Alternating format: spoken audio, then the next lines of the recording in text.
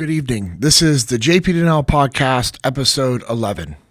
I am JP Dinnell, and as always, I have Lucas with me. Because of the privilege and authority God has given me, I give each of you this warning. Don't think you are better than you really are. Be honest in your evaluation of yourselves, measuring yourselves by the faith God has given us. Just as our bodies have many parts and each part has a special function, so it is with Christ's body.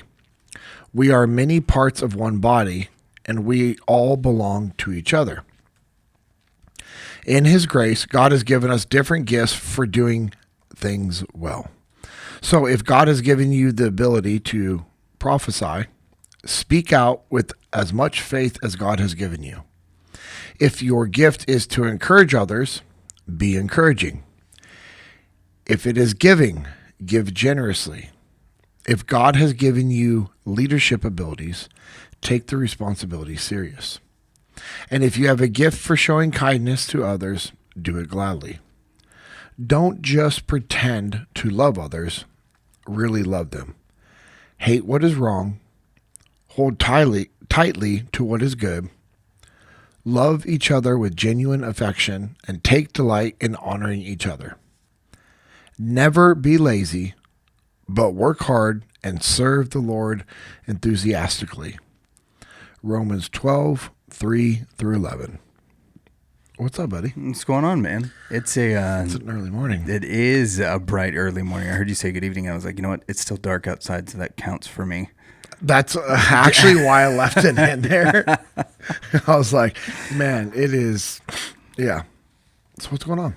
Not a whole lot, dude. We've had kind of a crazy week, but huge praise. There were some potential markers for some complications in our current pregnancy. And doctor's visit on Monday says all those things look like they're going away. So huge answers to prayer in that regard. And hopefully this will just be another smooth sailing pregnancy. And as long as this one stays in until term, no more NICU visits. We'll Dude, be that's huge. Smooth sailing. Yeah, it's a giant wave of relief and answer to prayer yesterday whenever all those appointments were finally finished. You know, I sent you a picture yesterday. And it's funny because I held on to that of what I wrote down because I wanted to wait for confirmation. Yeah. And it's also one of those things where you and your wife are dealing with all this stuff. And who am I just to be like, hey, everything's okay? Yeah, don't worry about it. Like, what good does that do for you and your wife? Like, I mean, well, it might have been encouraging. Sure. You know, he might have been like, okay, maybe he's right. But I just, like, I knew that. Like, I knew that I knew. And I was like, okay, I'm just going to write it down and add it to the prayer or include it into the prayer. And then when you gave that news yesterday, I was like, yes. Yeah, because you wrote that a month ago to the day of our doctor's appointment. Yep. Which is pretty wild. And like I said, huge answer to prayer. And just the wave of relief that came over my wife whenever, the doctor was like, no, yeah, everything looks good. He looks fine. You look great. Everything's kind of moving where it's supposed to be. And so awesome. Yeah, it was a pretty amazing day. Now, had you had appointments between that? She had one just with her regular OB, and she was like, well, we're not going to scan you because you're going to get that next week. Other than that, here's this stuff for your glucose test that you'll take in a month. Got it. Okay. And other than that, nah. So there was we had nothing. So you're just like no waiting. Indication. Yep, from one appointment to the next. There. Oh, that's got to be stressful. It was a little bit, but like you said in your prayer, like God's in control. He's sovereign over all of it. We just trusted Him, and it was yesterday was a great day. Yeah, that's awesome. So I know we want to dive back into the two episodes that Ryan Vong did, episode 8 and episode 9. We've gotten some really good feedback from those episodes. We appreciate all of you guys that are on YouTube, that are commenting, liking, all of you that have subscribed on YouTube, and then also on iTunes and Spotify. We definitely appreciate it. Let's see. Okay, why did I share Romans 12, 3 through 11? Well, it's a It's just a good reminder for one. And I think it's pretty applicable to Ryan and, I mean, all of us, but especially I really liked Ryan's story. It was just a reminder to me of just being intentional. Yeah. It seems like he's very intentional with using his skill sets to his advantage. Like he doesn't get complacent with the gifts that God has given him. He seems to have like taken time to figure out and study, or not study, but maybe like evaluate himself and his capabilities and his skill sets. Obviously, I think he pushes himself for his skill sets to improve them, but it just seems to me he just doubles down on what he's good at and makes it happen. And so, as I was reading that in Romans, it was just a reminder, like, hey, we've all been given different gifts. Now, obviously, we can grow our skill sets and everything else like that, but like we should really hone in on the things that we're good at and that we enjoy and that we like. And that was the other thing is like, hey, do you enjoy doing these things? I think that's a big thing. What do you think it's such a challenge for people to do that? Because I think so often we're told like, figure out what your weaknesses are and turn your weaknesses into strengths or bring your weaknesses up. Why do you think, especially from your position where you're working with leaders all the time, why do you think we don't hone in as much on our strengths?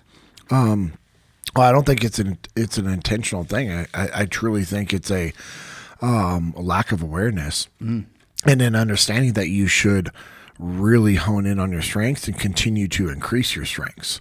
That's one of the things that we talk about at Echelon Front, especially at the field training exercises that we do. We do a debrief after every single mission, and that's what we talk about. Is like, hey, what'd you learn? What'd you take away from that? What did you guys do well? Yeah. What did you not do so well? And then we can, talk about both, and we can talk about how they overlap and intertwine with each other, and how do we increase them both? Like, I want to know what my strengths are. So one, I can keep doing those things. Yeah. But then also, how do I improve that? How do I make that better? And I look at high level athletes. That's what they do. It's like, all right, cool. Hey, you're really good at your free throws. Like, let's make it to where you're one of the best. Yeah. Free throws are in basketball, right? I Right. think. Yeah. Is that where they throw the ball into the net? That is it. Exactly. Yeah. And it's like, and like Jiu-Jitsu guys, like you guys, you have my professor, Rafael Formiga Barbosa, his nickname's Formiga. And, he's really good at his butterfly guard. Yeah. And so what he's done is made it to where he's one of the best in the world at his butterfly guard. I mean, his overhead sweep is famous. It's world famous for him. I mean, that's why they call it they joke about like, oh, you're going to take a flight on Formiga Airlines. Like Really? That's an actual joke. And they talk about that. And it's just, he's really good at jiu-jitsu. There's some aspects that he's not good at. And when I say not good at, I mean like, it's just not his strength. Like he would rather not work through that, right? And there's things where that's going to be somebody else's strength, like really, really, really good. And if he gets put in that position, that other person's going to beat him. Even though he's a 9-time world champion, 12 times Pan Am's champ. Like him and I have talked about it. He's like, I avoid getting to these spots because he's like, I don't like it. I'm not good. I've never been good.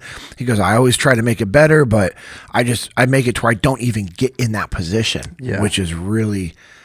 That's really something I think. I mean, we could dive into that, which is pretty incredible one time in the future, which he wants to come on the podcast and also our Jesus and Jiu-Jitsu. Yeah. It's horrible to have such a high quality guy. Actually, you know what? Delete all of Ryan's episodes as well. Yeah, that's for sure. They make me feel weak and insecure.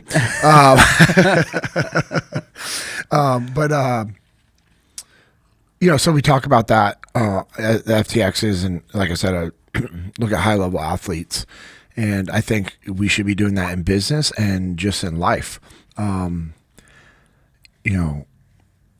These gifts that God has given us. I mean, to me also, we need to be doing this out of obedience. Yeah, and I want to be very careful. I was talking with one of my buddies, Sean Hess. We went to high school together.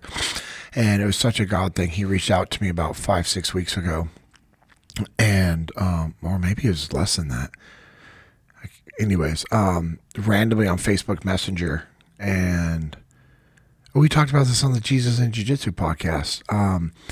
How he reached out to me and we were talking about pursuit. And at the beginning of the conversation, so he reaches out to me on Facebook Messenger. Right. I never check that. I'm almost never on Facebook, and I'm almost never checking my Facebook Messenger. Right. And I just I get on there, not randomly, right? By divine intervention for sure. Yeah. I get on there and there's a message from him. And I haven't heard from him for years. I mean, years. And I get on there and there's a message from him, and it's a long message. And he's like, telling me all these things he's been working through. And I could just tell he just wanted to talk, which I thought was awesome, because here he is, combat vet. It was in the Marine Corps, got out, had some issues with, just dealing with transition and what it stuff from overseas, and, getting medically discharged from the military, which, was not ideal. He wasn't happy about that, and some other stuff on the outside, that, he just trauma from life, just life, and I thought it was awesome because he was like, man, I'm on this journey of like self-development. Like, he's like, I'm trying to be a better version of who I am, which I love that. Anytime I hear somebody's like, man, I am actively trying to be a better version of who I am. Not because it's dictated by anybody else or imposed or saying, hey, you better go get your life together, or this, and this is going to happen. He realized, like, man, I need to get my life together. And I'm not saying his life was like bad, but he was like, I just need to get things better. Excuse me. And so I read this message and I'm just like, man, it's great to hear from him. But I just felt this prompting from the Holy Spirit, like, you guys need to connect. Yeah. And so I sent him back a message and I said, hey, here's my cell phone. Shoot me a text so I can have your number. I was like, I have like a 4.5 hour drive tonight back home. Once I get done, like, maybe we can connect. And he's like, all right, cool. And so I was like, just shoot me a text whenever you're good to go. And I had a few other calls that I took care of on the drive. And then we got on the phone, and it was a 57-minute conversation. Oh, good grief. Dude, the very, very beginning of the conversation, I don't know what prompted me. Well, actually, I know what prompted me to say this. But it was like at the very beginning of the conversation. And this is why it was unique to me, because it was at the very beginning of the conversation with somebody that I haven't talked to for a very long time. Right.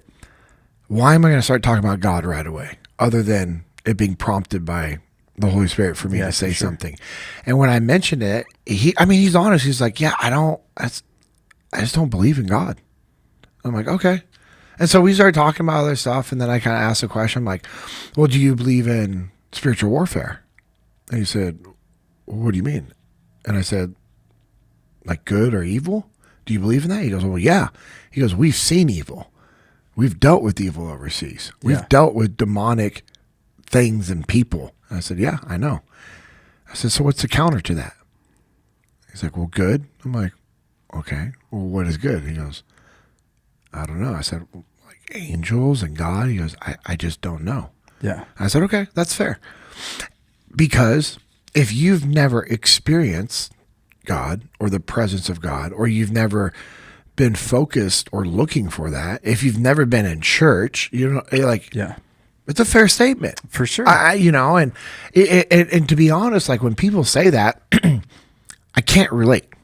And I feel bad because I cannot relate, because my parents had me in church from the moment I was born. Yeah. I understand God. I understand Jesus and how God sent Jesus down to die on the cross for our sins. He rose again. And if you believe that and you can confess that in your mouth, you have salvation. I mean, you literally could just say, like, repeat what I just said. And if that's what you believe and you're like, okay, God, I want salvation, and you say that and you repeat that, that's how you get saved. And there's more to that, like people can dive into. Yeah, but the premise, those are the basic tenets. Do this and you're on the path. You're on the path. The first step is do that, receive Jesus into your heart, believe that he did these things, confess with your mouth, and then you receive salvation. Yeah. And then now there's the Bible is that's your manual for what you need to be doing moving forward, which is great in all aspects of life. Like how to lead, how to be a husband, how to be a wife, how to be a child, how to be a teacher, a leader, a follower, a student. You know, the Bible tells us all these things. Mm-hmm. And so anyways, I like I said, I have a hard time relating, but I understand it because I detach and I look at it from a different perspective and say, well, all right, if you don't know any of these things, that's fair. That's a fair statement. Yeah. And that's why God calls us to go out and tell people about him and his love and what it means. Like, I mean, that's the point. Yeah. And that's why he had some disciples, you know. And anyways, so we have a really good conversation. We're talking about work and his business, and it was just crazy because he randomly came across Jocko episode 406, the last one that I was on. Yeah. He hadn't seen any of the other ones.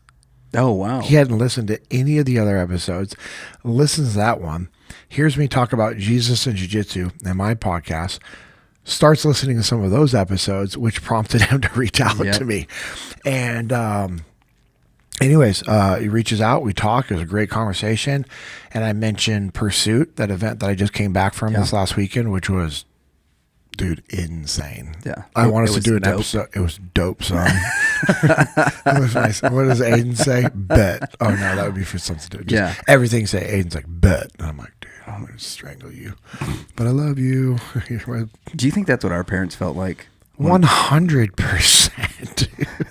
100%. I know my parents constantly were just like, what is wrong with you? Yeah. Like questioning, like, man, how much lead paint did we have on that crib that he just was gnawing on? It's weird being on the old man side of that conversation now. Some kid in our youth group was like, hey, no cap. I was like, I don't understand what that means. What? I don't understand. What did he say? No cap. Well, that's how he started off his sentence was, hey, no cap, which means, hey, no kidding. Why not just say kidding? No kidding. Because it's cap but no cap. Like if you tell me something and I don't believe it's true, I was like, yo, bro, that's cap. Instead of saying like, hey, you're full of it. You say, bro, that's cap. And then no cap means I believe you. That is insane to me. That's absolutely so weird. Insane to me. The de-evolution of the English language is so rough. Aiden will say things, and I'm like, and he'll tell me what it was for. I'm like, why don't you just say that? Just say that, buddy. Like, don't be lazy. Try to fight what everyone thinks is cool because, and it was funny is Aiden's. Like if you start talking with Aiden, you're like, hey, just think about this. Guess what he does? He actually listens, which is great. That's for a 17. I'm gonna stab you. But anyways, dude, where have we gone in this conversation? But so going back to Sean, we talk about a lot of different things, and I talk about Pursuit. And I was just there this last weekend, and it was, like I said, absolutely incredible. And I wanted us to do an episode of just talking about Pursuit. Yeah. And eventually get Matt, Russell, and Troy on here. That'd be cool. And Jared. Jared's up in South Dakota, but it would be cool to get him down. Yeah, man. And talk about it. But so I was just mentioning Pursuit, and we're just like talking through stuff, and I'm explaining explaining him what Pursuit is, and you know everything else like that. And if you guys have questions about Pursuit, just shoot us a question in the comments, and we'll get back to you guys on it. But I don't want to like dive into it right now. Yeah. And towards the end, I'm telling him about this, and he's like, "Man, I think that's something I should go check out." I'm like, thinking, okay, wait, hold on. At the beginning of this conversation, you're telling me you don't believe in God, and then throughout the conversation, I find out that he's never been to church. Yeah, and that his wife's never been to church, or at least they've never been to church together. Right. And then their 8-year-old son, yes, they were at some like art craft fair market thing where they live in Idaho, which he lives by Danny Ziem.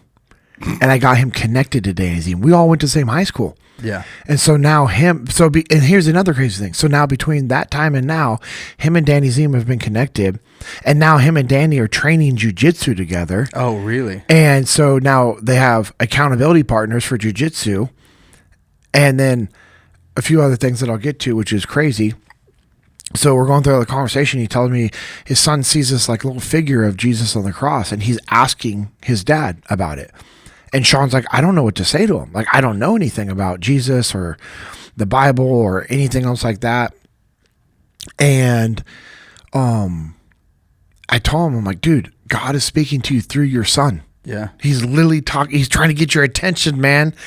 And it was cool because Sean was at least like receptive to that. He goes, huh, okay. So we started talking about some other stuff, and towards at the very end of the conversation, I just threw it out there. I said, hey, I don't know if you can make it happen. So this had to have been less than a month ago. I said, we just started this prep phase for this event. It's called Pursuit. I dive into Pursuit deeper with him. I said, hey, are you available? He goes, well, I don't know. And so he tells me he's going to talk to his wife, and he's like, yeah, I just really think this is something that I should go to. And I'm like, dude, this is amazing. Like, we started the conversation with, I don't believe in God. I don't think he's real.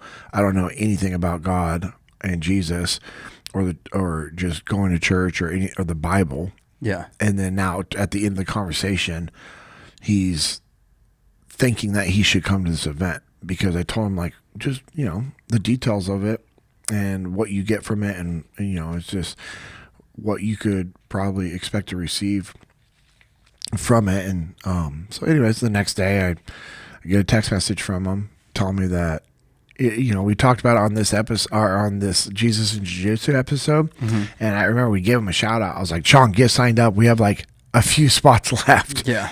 And we get done with recording, and I'm leaving the parking lot here, and I turn on my phone, and I have a text message from him saying, hey, I talked to my wife, and I think Pursuit is something that I should go to. And so we got him signed up, and it was pretty incredible. He flew out here, and we were able to have an awesome weekend. And the cool thing is the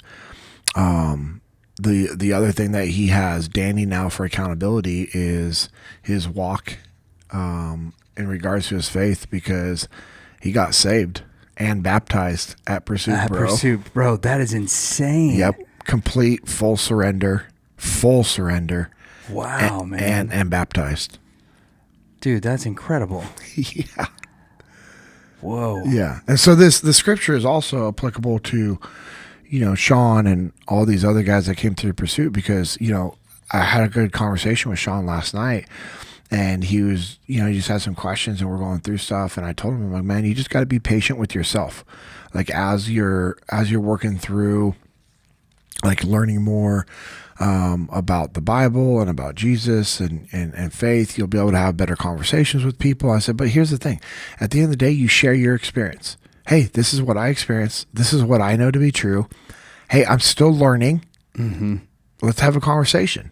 And then you can reach out to people like me and Stephen Little and Matt Russell and Isaac and Josh and everybody and Lucas, and because he has like phenomenal questions, like questions that I'm like, oh man, this is a really good question.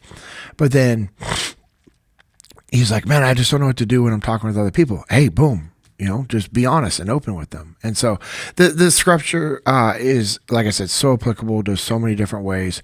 And I really wanted to start it off just with that tone of just understanding your gifts, because that's something Sean and I talked about. And then I know that's something that Ryan has emulated in his life, which has been impressive. So, I mean, I know we've had some questions on, online in regards to Ryan and his episode, and I know you had some questions, and not so much questions, but I think just things that we wanted to discuss and dive into. So what do you want to kind of start off with? So well first my reading, like, and so we've talked about like how I do my sermon study and all those kinds of things before, but the reading that I'm doing, like, for pleasure right now is all really weird.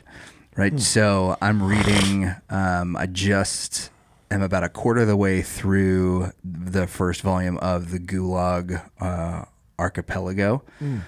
So if you guys don't know what that is, it's a Nobel Prize winning book in 3 volumes where a guy talks about like his experience over 10 years living in the Russian gulags.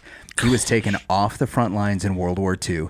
Alexander Selinsky, I think is how you say his name. He was an officer in the Russian army. He's taken off the front lines in World War II and thrown into the gulag because of correspondence he's having with one of his friends on the front line, where they're both like incredible military leaders, have just won some battles, but they get the correspondence, and the correspondence that they have is where the two of them are like questioning some of the things that Stalin has done. Oh shoot. So they take him into a room, they take his pistol, they rip off his insignias and his rank, and then they ship him off to the gulag, and he goes into a room that's meant for one person, and there's 4 guys sleeping in the room like sideways, and they've got to coordinate like how they sleep in these punishment rooms after he has to help them navigate back. So that's what I'm reading on my own, and as I'm reading that, I get a copy of this book called For 2 Cows I Ain't Half Bad by a lady named Bach Eaton. And Bach was a native of the Denton area in North Dallas, and she was married to a Navy seaman while he was serving in Vietnam. Okay. After he comes home and they kind of put a moratorium on travel, he goes back to get her. All right, so I'm reading this book about the stuff that's happening in the Russian gulags. I'm reading about Bach's journey. Ryan comes into studio and starts talking to us about how him and his family, left like 6 months after the fall of Saigon or something like that, or where they leave. Right. So I've got this weird frame of reference, and so the first thing that I wanted to do is kind of set some tone stuff, because as Ryan is talking about everything that's going on, when we think of the situation that they came out of, I'm talking to some friends of mine who have listened to the episode. Their frame of reference is, like these the Vietnam War like documentaries that have just recently been done. And forgive me, I can't think of the guy's name who did them, but he's a brilliant documentarian. Like if you use iMovie, that there's a feature that is like this shot that he created, which is, where you take a picture and you kind of scroll up to down of it. Like that's his like created thing. Ken Burns is his name. Yeah. So as they're telling me like, that's kind of their frame of reference. There were a couple of passages in this book at the very beginning that I was like, hey, can I share something with you? And I did. And they're like, okay, now my thoughts on what happened with Ryan has totally changed, and what they came out of. So I was like, all right, let me see if these will be beneficial for our readers. And I will tell you, like, they are a little graphic. They're not gory, but the content that they deal with is pretty rough. So Bach's telling a story where her mom finds out that her dad has multiple wives in multiple cities. He's a politician that's kind of bouncing in between. And this is the kind of the tone for what was happening during that time, as far as like their regard to little children in general, which, Ryan was talking about his little brother. He saw him as a blessing. He knew that he had to protect him. Well, this is the kind of stuff that they saw in the villages there, and this might have been one of those reasons why. So it says, when my father regained consciousness, he went home to find his clothes scattered all over the yard in the pig pen, right where Mom said they would be. Finding the pigs playing in the mud with his best clothes, treasured leather briefcase, and important police papers, my father's face blanched. He started sputtering and stormed into the house. If you and I are finished, give me my baby. Kill me first, my mother screamed. She's my baby. You have nothing to do with it. I carried her in my belly for 9 months. You had some fun. I bawled my lungs out, and my mother stepped back. My father grabbed one of my arms. My mother grabbed the other. The tug of war threatened to tear me apart. Finally, he won. He held my baby hands in one of his big hands and my little feet in his other. If that's what you want, I'll destroy my property. No more loving memory, he yelled, starting to swing my head at a post. Now, sir, my grandmother shrieked. If you and my daughter want to kill each other, fine, but leave my grandbaby alone. She snatched me from my father's hands and rushed me to safety. The idea that like the kids there were property, and also that like if his brother, if he makes a sound going through one of those areas as they're like trying to escape, that the conditions there were so bad that they would have. I mean, if you are going to, in a domestic dispute, which she describes as one that was like just not out of the ordinary, if the life of an infant is used as leverage to win an argument, can you imagine if when you're trying to escape, a country which has you significantly and severely oppressed, like how much the liability of a child that you can't control whatever they're crying becomes. We've read so many stories like since then, folks that were like running through rice paddies, and their 4-month-old, their 6-month-old, their 1-year-old was crying and they couldn't get the baby to stop, and so mom and dad would take a breath and they would hide underneath the water in the rice paddies, get down as low as they could, and they could hold their breath longer than their kids could. And whenever they came up, the baby that's in mom and dad's arms, whenever they're making this journey to try to get to the boats to get to freedom, that it's, those moms carry those babies all the way to the boat, knowing that they hadn't made it. So there was number one. Number two, she talks about what life was like and when she realized, and at this point, she's still a child.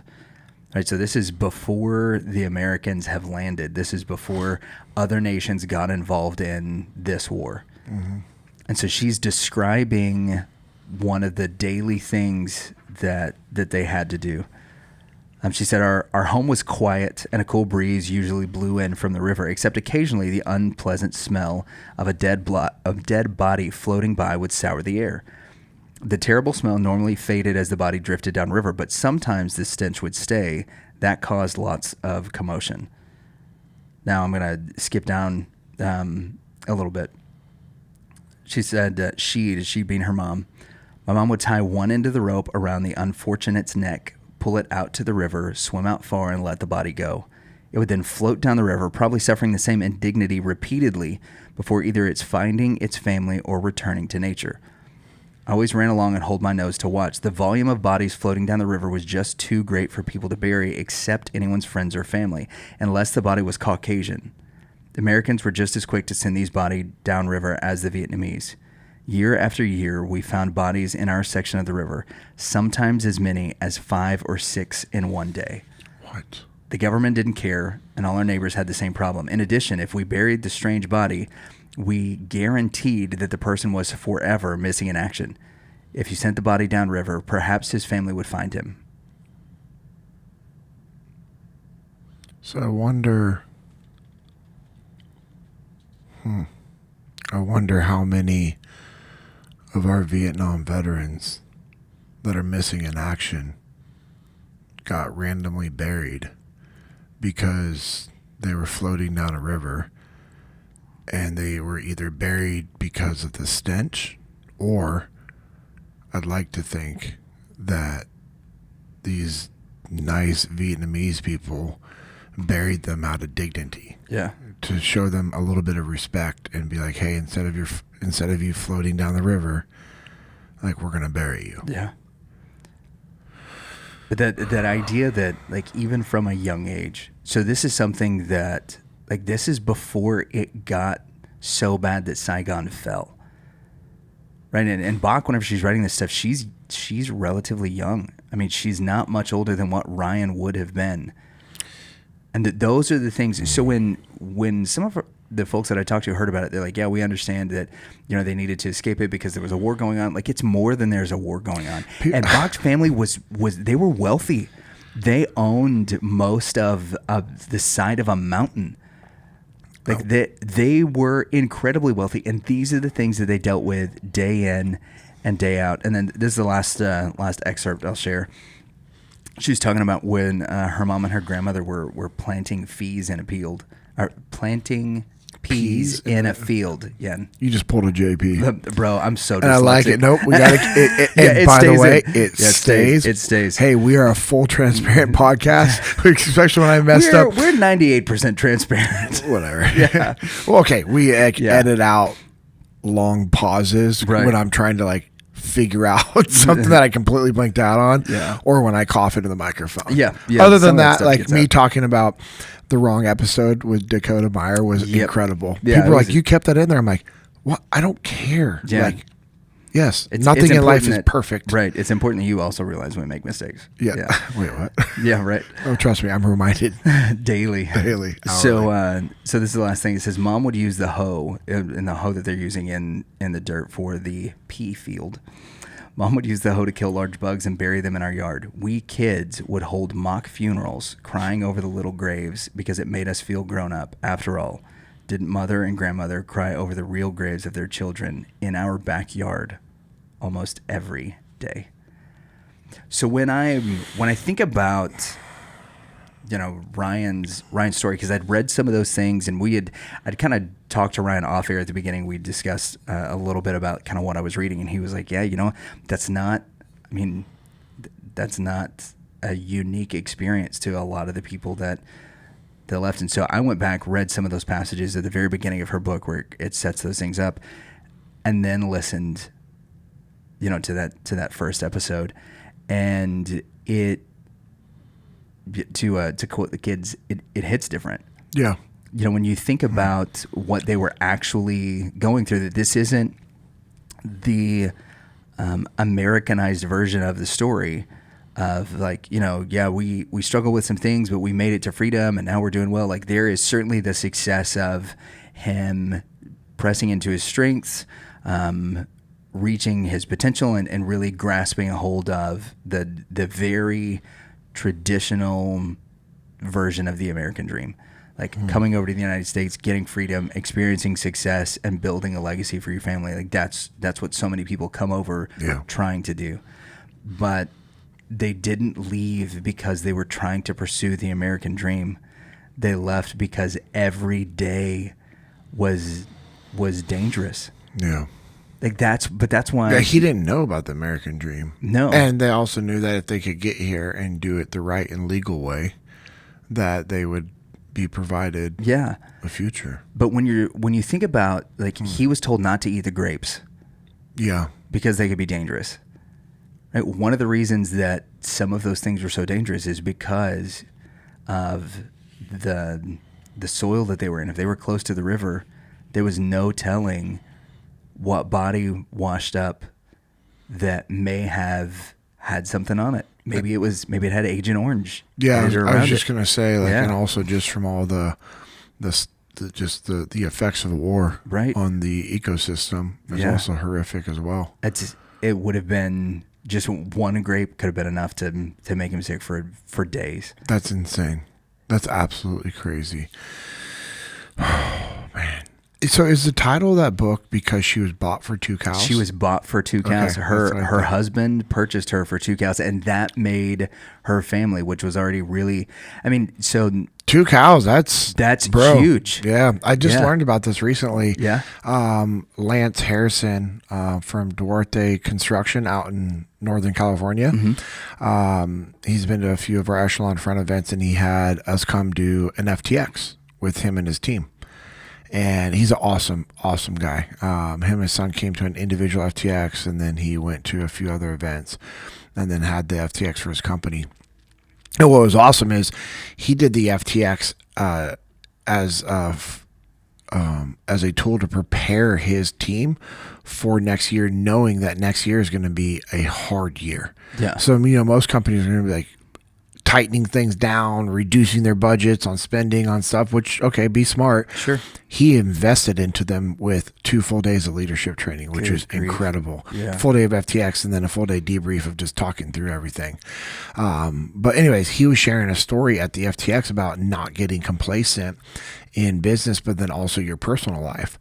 And he had heard the story about how this, I'm going to butcher it slightly, but how this one woman was in this area. This one woman, like nobody wanted her, nobody liked her, and this one guy was attracted to her and thought she was awesome and wanted to buy her, and he offered to buy her for 5 cows, and they're like, whoa, like she's not even worth 1 cow. Like, why would you pay 5 cows for That's her. brutal, dude. Yeah, exactly. Like literally, that's what people are like, dude, she's not even worth 1 cow. Why would you pay 5 cows for her? And then, and so the premise of this is my Reader's Digest version. And now I'm dating myself, of which, by the way, I loved those. They were great. Yeah, of this story from Lance that he was sharing, because the guy said, I wanted her to know her worth to me. Wow. So this dude bought this woman that nobody wanted for 5 cows so that she would always know her worth to him. Dang. And he goes, that's the mindset I want to have with my wife. And I'm not going to share his story and the details past that, but it was just really cool about how, and his wife's awesome. I got to meet his wife, but he was talking about complacency and about how you can forget that yourself. Yeah. And he was just reminding his guys to stay complacent with their marriage, or to stay vigilant and not get complacent with their marriages and everything. And the reason why I'm sharing that, because I also like that title. I was like, man, it has to be off of this. And that whole complacency and vigilance thing really reminded me of a lot of the things Ryan talked about. Yeah. I mean, even just the simple task of vacuuming. Thinking, man, I can't believe I get to do this, being thankful for the opportunity to vacuum. But when you're vacuuming, making sure that it's perfect, it's done. I guarantee you, he's not cutting corners and being like, oh, let me vacuum around that. He's moving things, right? And actually doing what you're supposed to be doing. Mm-hmm. And anyway, so I thought that was a cool little takeaway. It was just how meticulous he is with vacuuming. And I love it. I think it's really cool. I might need some lessons in that. Yeah? Yeah, we got a lot of hardwood at our house. Oh, sweet. But we do have a couple of rooms with carpet. Yeah. And I want to know how to do the vacuum triangles that y'all were talking about. Yeah, so you go straight, and then as you bring it back, this is the way I do it, mm-hmm. You're bringing it back so then it comes over at an angle, and then you cut it straight down, and then you bring it back up, and then over, and it leaves those, yeah. Yeah, the folks that can do that, and the people that do the what I would actually call yard art, which are the guys that like have the stripes on their yard. So my buddy Sal Frisella, so good. He does that. A lot of my guys up in the Missouri area, I mean, they are crazy about that. Dude. Brian Littlefield from Jocko Fuel does that too. Really? Up in his property. Yeah, he's got a beautiful place up in Maine. I think our grass dies so fast here. Like, yeah. Once June hits, the grass is like, hey, look, we're going to give up until sometime around November. So we'll see you guys in a few months. Yeah, don't get me started in Texas. Man, so, all right. The mindset, you know, I've shared multiple times just the boat ride thing, mm-hmm. and just how crazy was that. You know, I met a guy recently at Pursuit. His name is David. I'm not going to give his full name out. Was in the military, does some awesome stuff now. And he was sharing a story about how his mom escaped Vietnam. And I guess her boat ride to Thailand was 2 weeks long. Good grief. So we heard about Ryan's week long and how bad that was. Can you imagine a 2 week? And this was also in 81, which we learned was even worse than 79. Because as the time went on, remember he was saying it like it got worse and worse. Yeah. Yeah. And you know, this guy is a warrior. He was a warrior for our nation. He still is. And he's a warrior for Christ now. And he's just such an amazing human. But he shared that story, and I was telling him about Ryan's podcast. Episode. I was like, dude, you got to check this out. Like, This is crazy, the timing of us talking about it. But, man, you know, I just loved Ryan's attitude of just being thankful, you know, for the Red Cross, mm-hmm. and, you know, and how they just, and for me, it brought some really awareness of like how there are some really good organizations out there that truly do good things. Yeah. Now there is corruption in the larger ones for sure. Unfortunately, we know that, but you get enough humans a part of something, you're always going to have a breakdown of integrity at some point, unfortunately. And that's why culture is so incredibly important. Like, you have to maintain a culture. You have to maintain belief in the mission. And you and I have talked about this, and I share this every time I close out something with Echelon Front. When you believe in the mission, you'll do the right thing. You'll make the right decisions when you believe in the mission, because Hands you down. know what you're supposed to do and what you're not supposed to do. And as Dave Burke likes to say all the time, and now I steal it and act like it's my own, is culture is the ultimate form of decentralized command. It's pretty powerful when you think about that. Yeah, no doubt. And, that brings me back to Ryan. It's like he's always been a man of integrity and like building up culture within his family, culture within his organization. I mean, just like, I don't know, man. I really enjoyed that aspect of him just, sharing the stories from his grandfather, his parents, the work ethic that his parents instilled into him was absolutely incredible. And I also like how he straight up told his brothers, like, no, you're leaving. Like, you're going to college somewhere else. You're gonna go do this, which is awesome because I'm pretty sure that's what drove Nuge, we call him Nuge, Nguyen, to meet his wife. So had he stayed where he's at, he wouldn't have his current wife, which he loves and adores, and they wouldn't have their daughter, Kennedy. And so it's I don't know, it's pretty awesome how that all works out. But what do you got? What are you thinking about? So the stuff about again, like having a better frame of reference, because Ryan didn't go into a lot of those things, right? The breaking of the boats is, I think, one of the biggest like impact moments for me on that, because it has to do like directly with we're not going home. Talk about burning the boats mentality. Yeah, no joke. And then when we look at that, like that's a massive thing. When you see, like you were just talking about, the way that Ryan's leadership has been affected through that, it reminds me, because I'm also reading the field training manual, right, which is phenomenal. One of the things that reiterates is when you part of the way that you create culture is that you give people a why for the mission, and then you let them make the plan. Yep. So when Ryan and his family get to the United States, his granddad meets with all of these other people that have the ability to loan money. Yes.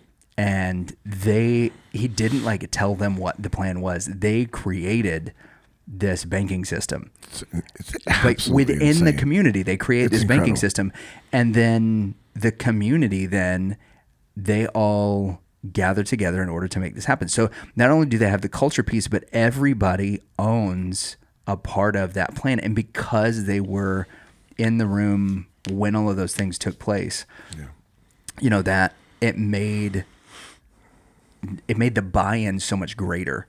And that's one of the things that is talked about in the field training exercises, and that we're trying to implement, is not just like handing over the planning of stuff to our frontline leaders, but also that if they got it like 80% right, like I'm going to go with your plan. Is it 100%? No.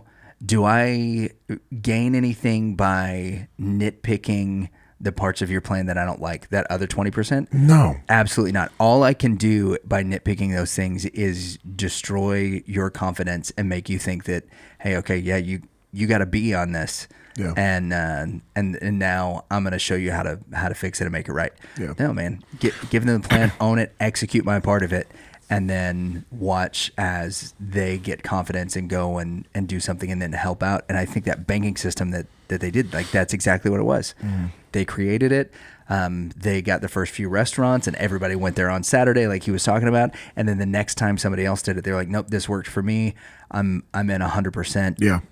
And then they were able to, he was talking about two of like the big shopping centers that are in, the Bay Area and in Los Angeles, started with this. Well, how much culture and buy-in is there because of that, letting the people that you're leading make the plan, come up with it, have ownership in it.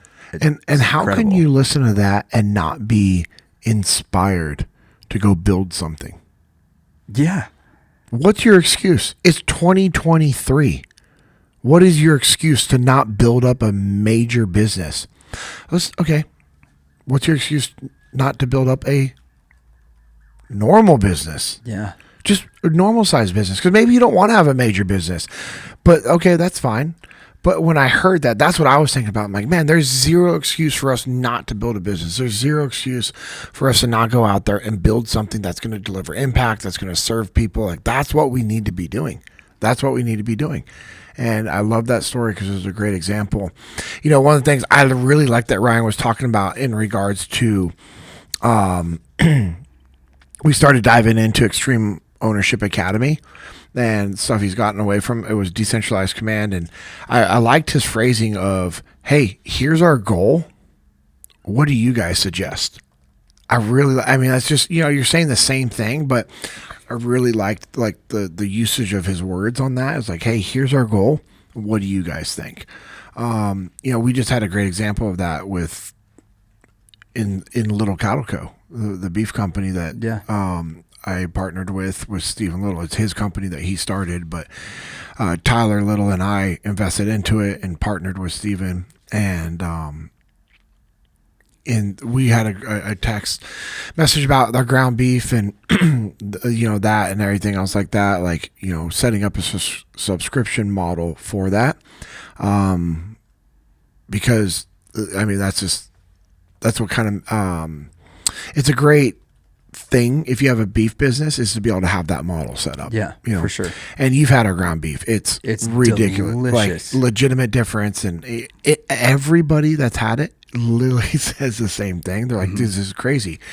And so anyways, we finally have that set up now to where somebody can go to our website and actually say, okay, hey, I want 10 pounds of ground beef a month sent to me. Yeah. Which actually isn't a lot. If you eat ground beef regularly, like 10 pounds is not a lot. And so we have, I think we're doing, 10, 15, 20. So I think you're also going to be able to set it up to where that can be done weekly. Nice. Bi-weekly and monthly. Don't quote me on that. I'm not sure, but if not, we definitely need to implement that. But anyways, so I was talking about like, okay, scalability. Hey, like if there's different tiers of, you know, 10, 15, 20 pounds, because if you do monthly or the whatever that subscription model is, you're getting a discount. And so I said, hey, you know, does it make sense if we do a little bit of a larger discount as the volume of beef goes up? And for me, it was a legitimate question. Does it make sense? Because I don't know the numbers like Stephen and Tyler do, because that's their part of, you know, the business. And I haven't been as involved on that side, which is nice about a partnership. Like, I don't need and that's the understanding of how busy all of us are. It's like, hey, here's your roles and responsibilities. Here's our roles and responsibilities. Here's these roles and responsibilities. Yeah, they all overlap, so we can be working together. But, you know, outside of Steven, Tyler and I aren't going to know all aspects of the business. It's Steven's company. He knows all the aspects. So anyways, I asked that question, and Tyler's like our numbers guy, and he's run all this stuff, and he loves that. And he's super intelligent, like crazy intelligent on that stuff. Manages people's money and investments and funds and stuff like that. And so, and very successful at it. Been doing it for a while. His dad's been doing it as well. I mean, it's just, obviously it's his gift, his numbers, and he likes doing that stuff. I don't know how much longer. I mean, it was while I was driving out to Pursuit on Thursday, and then Tyler comes back with this long text breaking it all down. It was awesome to read. And then Steven responds back to it. I'm phrasing this as like, hey, sounds good. Not only a good idea, but it makes sense, you know, and talking about how well of a breakdown Tyler did with that and how we're going to execute on it. And it was just a great example of just decentralized command, and also understanding like the relationships that you have within your company and organization. Like, what good would it have been for Steven to push back on, well, I don't know if we should make this slight increase of a percentage. Like, there's nothing outweighs what that would have taken away from his relationship with Tyler in regards to business. And also, when Tyler broke it down where the numbers make sense, like, that's the goal that you should be doing. 100%. Is to where you break things down and you present things in a manner that when you give it to your leadership, they say, execute. Yep. And if they don't, then there's something that you're missing. So anyways, there's a really cool example of me seeing that in a text message. And I know Tyler does, Ryan has done that with his company. And he talked about them multiple times, like, hey, we're not letting people go. Like, find a different option. Yep. Find a different option, which is to me, that's a great example of what we talked, what Jocko and Leif wrote about in Dichotomy of Leadership is, you want to be resolute but not overbearing. Yeah. And that was the time where he's like, nope, like, we're holding the line on this one. Like, we're not firing people. Find a different way. And the reason why he's able to do that with that confidence and / I guess authority, without it coming off like challenging or him losing leadership capital by saying nope, pushing back, is because he had never done that before. Right. And he had a lot of leadership capital built up, and the influence that Ryan had to be able to say, hey, we're not firing anybody, go find a different way, tells me everything we need to know about Ryan's leadership skill set and his ability to, make the right decisions while driving ownership and allowing his people to do the same. So, yeah. And I think that's a huge challenge for leaders. We have a rebellious streak in us, Yep. which is what makes us, it gives us the cockiness to Yes. feel like we can lead. Yep. Because we have a vision, we have an idea about where things want to go. And when that doesn't happen, it is a challenge. And this is one of the things that was talked about a lot at the mustard was the mustard. That was super, super obvious, and we're not letting that one slide, bro. But just saying. One of the things Jocko talked about a lot was the intent and honesty when bringing things to your team that you don't understand. Yeah. Like, hey, look, they are asking us to do this. I don't understand why, but I've tried to push back a little bit. I was told, hey, this is absolutely what's going to happen. Let's execute it to the best of our ability. That way, when I have an opportunity to, push back against something that is really important, we've shown them that we can be trusted, that we'll knock out of the park any of the things that they ask us to do, that we're team players and that we're ready to go. And we were watching that clip. As a matter of fact, last night, it was the first time Kirsten had seen it. And we talked about that principle a little bit. And she was like, okay, two things. First off, he says it much better than you do. And I was like, well, I'm not as practiced. And number two, she was like, that now that makes so much sense, because if I really want to have my voice heard, I have to show that I'm a voice that can be trusted. And that's exactly in that situation what Ryan did. I mean, how many initiatives by that point did he just take and execute? How many things did he help to train his team to do? How many things had he already walked them through? And at that point, they've already bought his business, right? They're having him stay on board to kind of help that transition, to work with his people. And they easily could have been like, you know what? Actually, thank you for your time, Mr. Vong. We'll pay out the rest of your contract, and you can go home and sit on the sofa for the next couple of years while we do this, and the end of your non-compete rolls out. Yeah. But instead, he had so much leadership capital built up with him. He'd been so good about taking care of their initiatives, leading his team through it, that when he was like, "No, find another way," they looked at him and they're like, "Okay, we see that this guy was a brilliant business leader, which is why we bought his business. He's done nothing but help with the ease of this transition. If he's saying that this is what needs to happen, we need to pay attention. He knows this industry better than we do, knows his people better than we do, knows the necessities of it. So, let's do it." Yeah, and I like looking at both sides of that, because, Cody has said this before in trainings. Cody Gandy, that works with us at Echelon Front. Game Day Gandy? Game Day Gandy from episode 2 and 3. He makes a comment of like, hey, you want to be able to influence your leadership or get your leadership on board with what you want to do? He's like, go get some wins first. Yeah. Which is it's just the way he says it that way. It's like, yep. Mm-hmm. It's such a good reminder of like, hey, if you're not winning, if you're not getting wins for your leadership, if you're not getting wins for your family, your business, your community, what gives you the right to think that you're going to have the ability to influence people or that they're going to want to listen to you? Yeah. No. People listen to people that are winning because they have the formulation and they have something going right. It'd be like me taking financial advice from somebody who's like in debt, like major debt. I'm talking like major debt, like account, it's just like, now I get it. Somebody's listening to this. I offended you because you're going through some hard times. I understand that. I'm talking about the person who has lived their whole life without anything in savings. You know what I mean? Yeah. Like they go gamble. They're buying alcohol every single night, yet complaining about being broke. And it's like, all right, hey, let's think about this for a second. There's a guy back in Mississippi who was always constantly talking about not having money. Yet I would see him at so there's like this liquor store next to my wife's business that she had, and whenever I'd be up there just hanging out with her or just working there or whatever, he was at the liquor store every single day, grabbing a bottle and then go next door, because you can't buy beer and liquor in the same place in Mississippi. Yeah. And then go next door and grab an 18 pack. That's not a good savings plan. I'm not a mathematician, but I mean, if you think about that, okay, so let's just say he's spending, which is more than that. Let's just say he's spending $30 a day on that, which we know that's way more than that. Yeah. Probably 30 for like a little math. It's over $900 a month. Yep. Over $900 a month on alcohol. For what?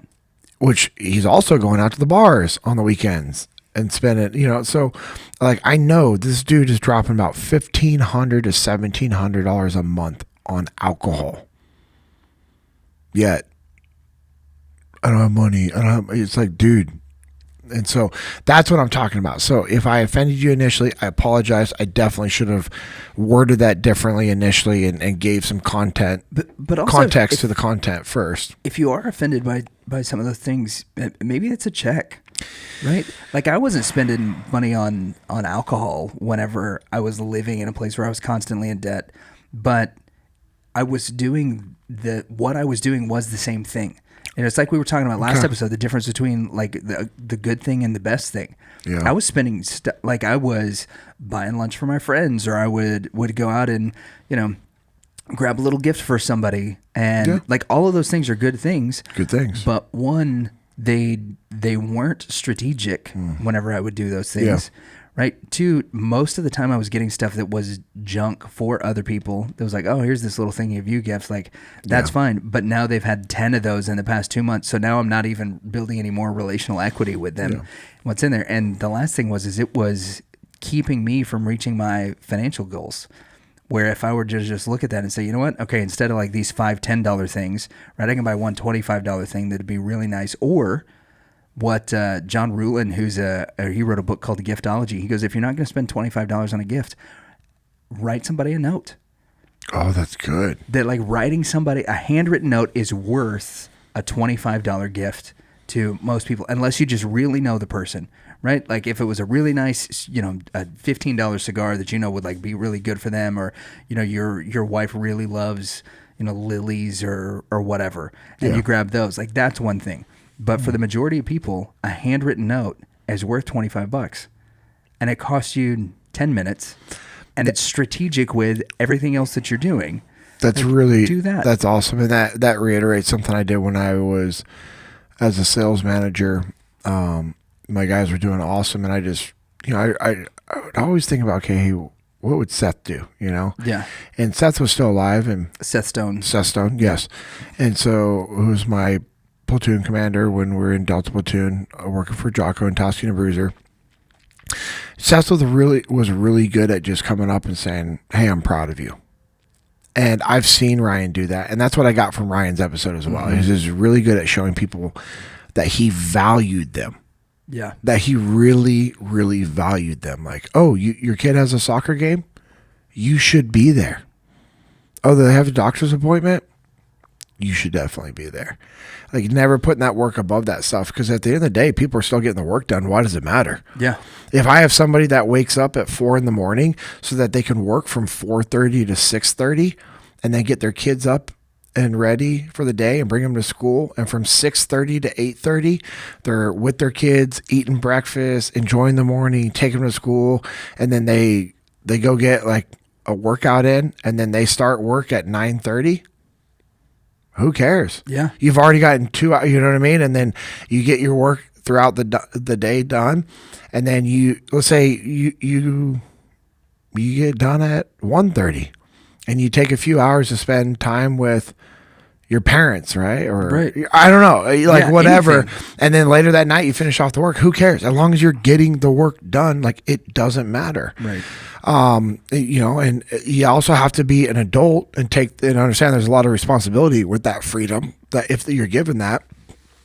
Jen Tarantino from Echelon Front's a great example of that. That's literally what she does. Yeah. Now she doesn't like finish her day at 1:30, Right. but she wakes up early so that she can knock work out before she has to get her kids up and ready.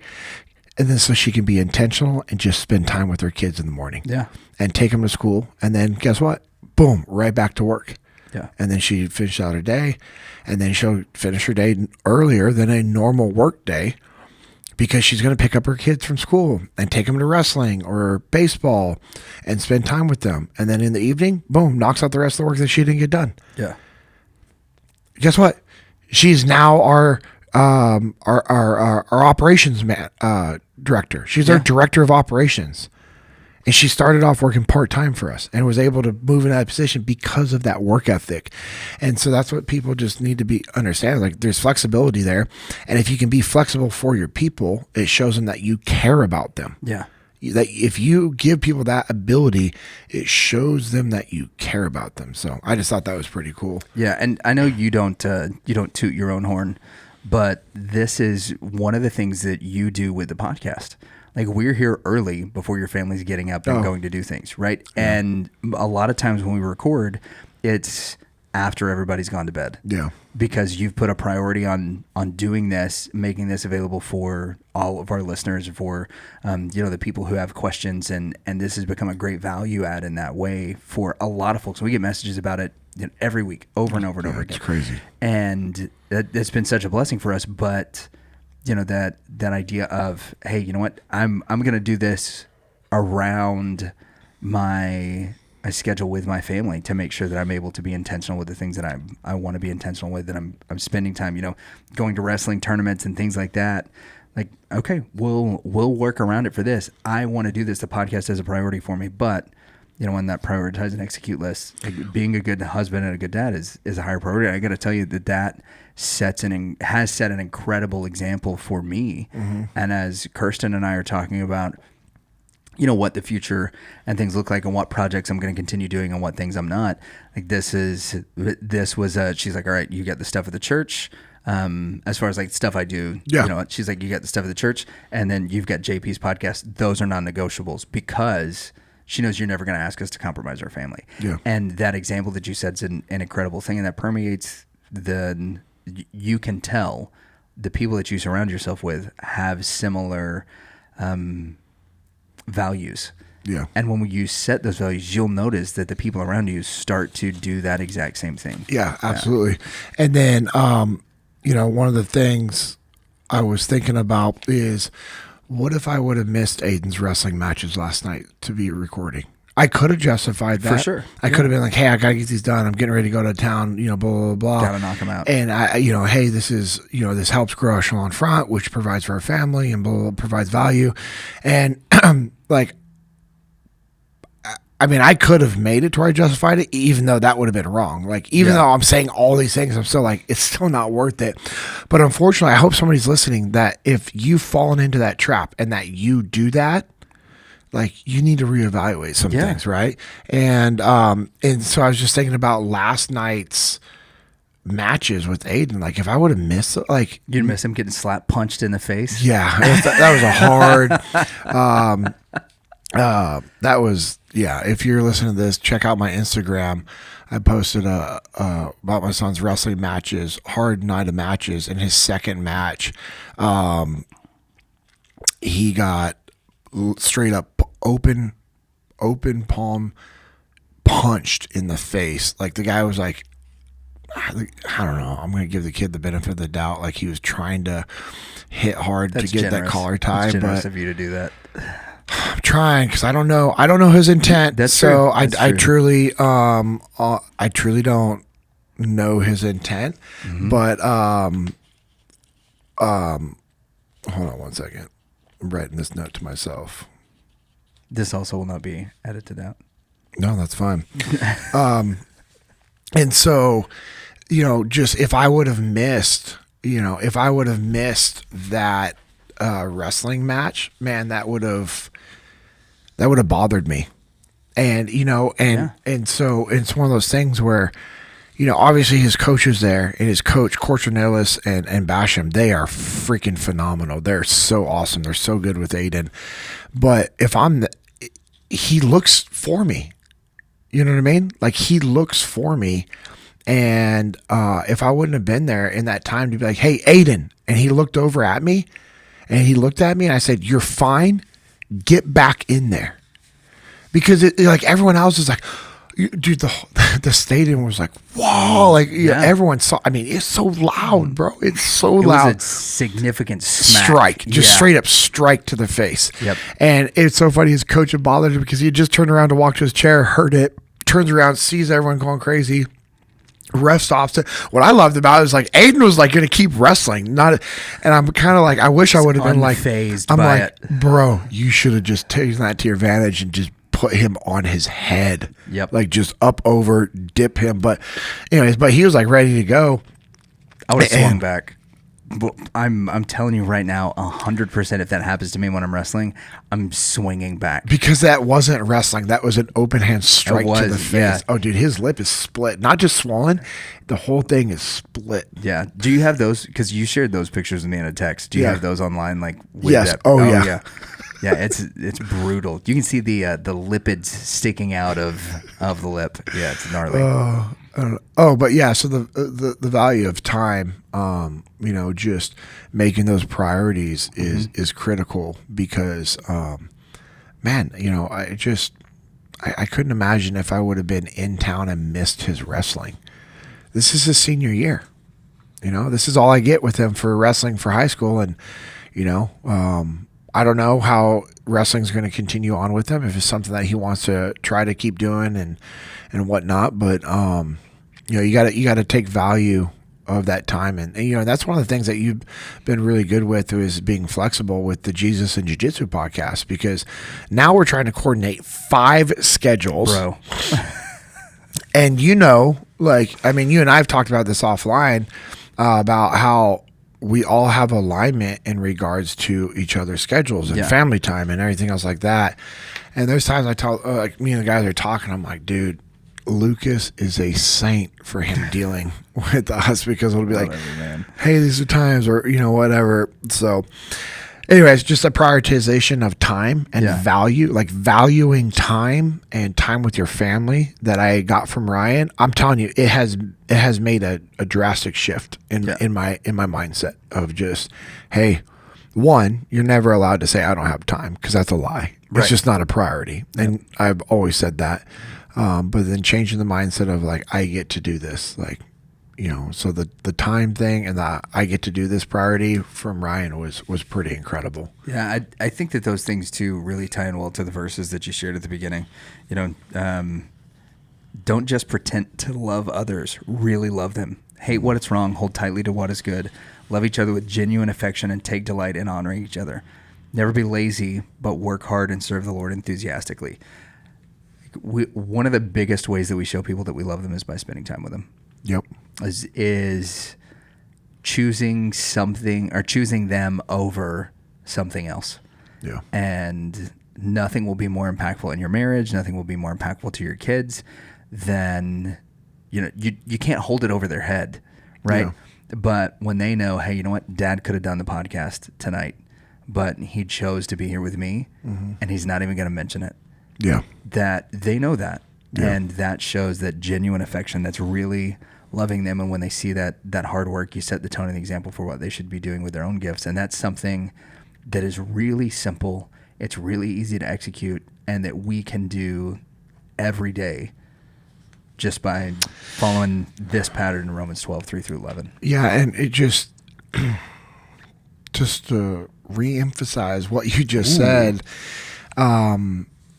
the reason why that is because time is an asset and a commodity that we can't control. Yeah. We don't know how much more of it we have. Like I've talked about this before. I have a lot of phone numbers in my phone that I can never call again. I can never shoot them a text message. I can't hear their voice again unless I have a video of them. Like, I don't have the ability to talk to those guys. And there's a lot of people that are dealing with that with their family members right now, and or have dealt with that with their family members. Yeah. Like my buddy Luke Barker passed away a couple years ago from brain cancer, and he was given like a couple months, and I think he fought for 22 months. Good grief. Incredible. But, you know, his daughters, they can't call their dad. Yeah. His oldest daughter has a baby that he never met. You know, so I think we have to be mindful of using the gifts that we've been given to, one, honor God and honor the people around us. And if we're mindful of using our gifts to serve others, we'll accomplish those things. Yeah. And guess what? In order for us to do that, we have to honor their time. We have to show them that they're valuable. When they talk, we have to listen. When they want to do something, let them do it, as long as it's not going to cause damage to the organization or the team or the family, even if their idea is not as good as your idea that you think is so awesome and great anyways. Like, let them run with it. Yeah. And it just shows them that you value them, and, you know, ultimately building up those relationships with the people around you. I mean, the best thing that you can do as a leader, as a husband, as a father, as a son, as a daughter, just as a human, is show the people around you that you care. And that's how you win. Like when the people around you know that you care about them, they'll do anything for you. And that's what good leaders are able to establish. And so, I mean, I think as we wrap it up, I think that's a good thing for us to all think about and just be mindful of, you know, it goes back to what we were talking about last episode of the one more rep. Yep. Hey, go read one more book with your kids, because I promise you there's going to come a time they're not going to want you to read that book with them anymore. Mm-hmm. And it's not because they don't love you.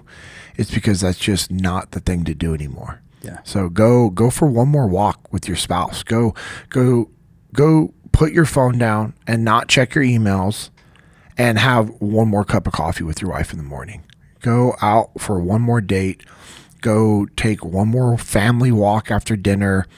Go do that one more thing that might be the last time you get to do that thing, because we don't know when that day is going to come. Yep. So with that, I just want to thank you all for the support each of you have given us by listening, sharing, subscribing, and commenting. It actually provides a lot of value to us, which in turn allows us to provide value to others as we get the message out there. So we want to thank you guys for that. If you want to follow us on social media, I am at JPDINNELL, and Lucas is at LUCASPINCKARD. Make sure you're also following at Echelon Front. If you want to learn more about what we do at Echelon Front, go to echelonfront.com. We'd love to see you at a future event. Like, we have these musters. They're called a muster, not mustard. It's a muster. My bad. I love how you were slipping it in there for a while. And I'm like, bro, come on. That one, I remember the first time I was like, that was a little obvious. Yeah. The Muster is a 2-day leadership event that we host at Echelon Front. We have one coming up in January. It's going to be in San Diego. And we have less than 10% availability, which is awesome. That's huge. And then what we're doing for this one is the day after the muster. So the muster's on Monday and Tuesday. Okay. And on Wednesday, I know we talked about this other event we were going to do. Yeah. We're actually pushing that back in the year. Okay. We're going to push it back in the year and probably do it in Dallas. So gives us, there's better options for us to be able to do this force multiplier. But on Wednesday, we're having a 1-day FTX that's available only for muster attendees. Nice. So if you're attending the muster on Monday, Tuesday, Wednesday, you get to go apply the principles that you learned hands-on. That's going to be so much fun. It's going to be awesome. And just think about just that, how that ramps up just that learning and the investment that you did. So anyways, we have that coming up, but you can figure out about more about the muster, the battlefield reviews. We're doing Gettysburg again this year. Ooh, or next year, I should say, in 2024, which is going to be awesome. We have an event called the Council. It's a high-level event that we do for higher-level executive type of leaders up in the mountains of Washington at an actual dude ranch. So there's horseback riding, campfires, a lake, and then it's just it's a very small group with Jocko, Leif, and the other senior executive leadership team and instructors of Echelon Front. We do some shooting. We do some really fun stuff up there, but it's all focused about leadership and diving deeper into the leadership problems and working through actual business things and providing the ability to network with other leaders at that same level. So you guys can figure that out. Figure more of that out at echelonfront.com. That's ECHELONFRONT.com. You got the DEFCOR reset coming up too. Yes, we do. We have the DEFCOR reset coming up. So if you go to the DEF reset, so DEF as in discipline equals freedom reset. So if you go to thedefreset.com, you can get more information about that. I know we're going to talk deeper into that on our next episode, but yes, so you don't have to wait until next week. You need to go to thedefreset.com. Get your custom check that gift out. box. Let's not wait until January. Let's not. Oh yeah, those might sell. Actually, those are going to sell out. Yeah, they no doubt. always sell out. Yep. Let's not wait until January 1st to get back on the path. Like, let's go right now. I know I just started a new program with the team from 360 Fitness, and it's awesome. Is it? Anyways, yes. I noticed you were looking a little broader in the shoulders. A little puffy. Wait, what? Yeah. Not puffy, you're broader. All right, if you want to check out Jesus and Jiu-Jitsu _USA, it's a ministry that I'm a part of with Isaac Tauefa, Stephen Little, and Josh Strasburger. We also have a podcast we're doing. It's called the Jesus and Jiu-Jitsu podcast. We're also doing events about once a month, once every 60 days at different gyms. We float between every month and then every other month just based off of availability and also just the demand for them at different gyms. And anyways, it's pretty awesome. We start off with doing a free jiu-jitsu seminar. Someone shares their testimony, and then we open it up to open mat for a great day of training, which is it's so much fun. Really cool. We have free Bibles for people. If you've never had a Bible or need a new Bible, we have those. So I'm also a partner of that Texas beef company we were talking about called Little Cattle Co. Get that beef. You can follow us on Instagram at Little Cattle Co.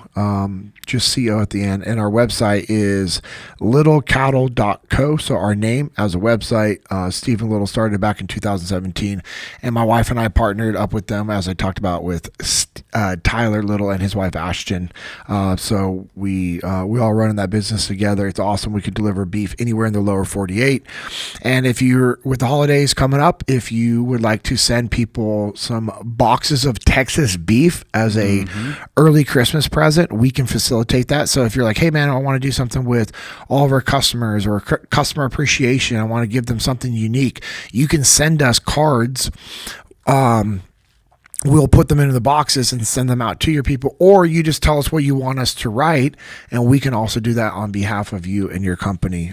So something that we could do. If you have questions about that, reach out to us on Instagram, and we will also get back to you. Also partner with my other best friend, Josh Strasburger, for a printing company that we have here in the Dallas-Fort Worth area called On the Path Printing.